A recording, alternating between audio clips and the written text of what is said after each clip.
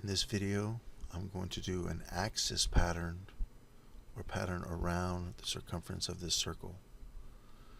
I'm going to select Extrude to in my tree, which is the hole. I'm going to go in my Model tab, I'm going to go over to Pattern and select Pattern. Up here in the upper left, I'm going to hit my drop down, and this time I'm going to pick Axis.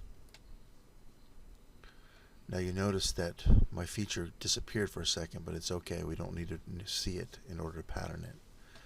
But what I do need is I need an axis. So what I'm going to do is I'm going to pick this button right here, and I'm going to select Axis Display.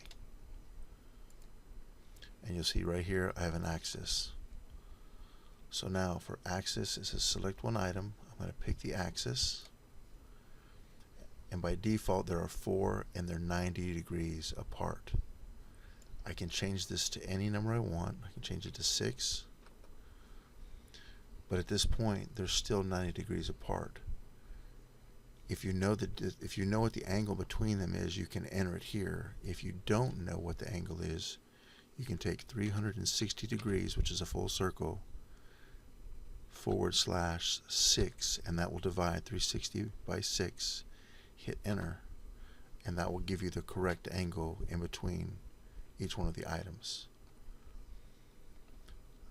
When you're done, you just select your check mark to say I accept, and you see that the feature has been patterned in a circumference, or what is called an axis pattern in Creo.